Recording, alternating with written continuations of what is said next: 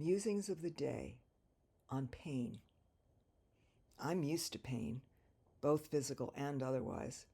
Having lived with it all my life, the discomfort, even the agony at times, has become familiar. However, approaching this recent surgery, my focus was not on the pain I would experience afterwards. All I was aware of was how perfectly everything was lining up. I bypassed the notion of pain in favor of the giddiness of anticipation of a life with less of it. After all, that's what this surgery was about, giving myself a better quality of life going forward. Why didn't I give pain a thought? Here's what I realize now. I take my high level of pain tolerance for granted and assume that whatever level of pain comes, I'll be more than able to deal with it. Perhaps in this case that was a bit foolish. This pain is excruciating.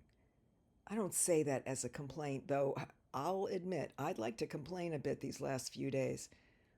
This is an acknowledgement of how debilitating it is, that it has literally brought me to my knees in agony. There's something I need to see in this, and I'm finding my way through it now as I write. I had an idea of how I was going to go through this recovery. The day of surgery, I was on my computer working again, but as the days have passed, the pain has actually increased, and I found myself lost in it, caring little about anything else except surviving the agony. Am I a victim of this pain? It was certainly unexpected, so in a way I have felt caught off guard.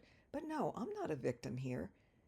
It is to be endured, surrendered to, and acknowledged, but the pain is not in charge of how I'm experiencing my life. I am in charge. That is the key in all of this. I decide my experience of life. Pain does not dictate that experience. Does it color it? Yes. Can my life be a combination of colors? The colors of pain and the colors of joy and relief and anticipation? Isn't that what I'm best at? I'm an artist. Combining things that don't normally go together is kind of my thing. I use unusual color combinations, add in materials not normally found in paintings, and make things that integrate many seemingly disparate elements. And that is exactly what I need to do here with this pain. I wrote something before the surgery about how excited I was, giddy actually, and that's still true. Everything magically lined up the way it needed to, and look at me. Surgery's done and I'm on the road to recovery already in no time at all. Now I have to incorporate another element into the mix, the pain of recuperation. It's an element that doesn't look like it goes with anticipation and miracles. How do I now integrate this level of pain into the mix and create my art, my life?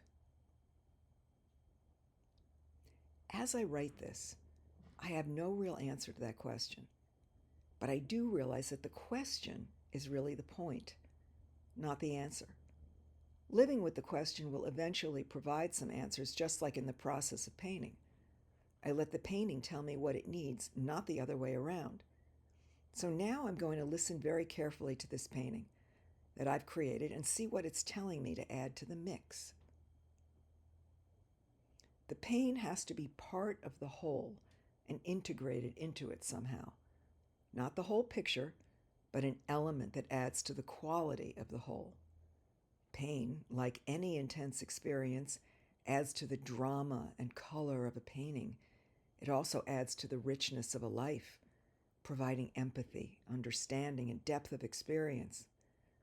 Pain is a natural part of living, and to avoid it is foolish. It can be a great teacher. It can show us things about ourselves that nothing else can. Though I don't choose to seek it out, this time it has arrived unexpectedly, and I'm doing all I can to use the intensity of it to create a painting, a life that I never would have otherwise.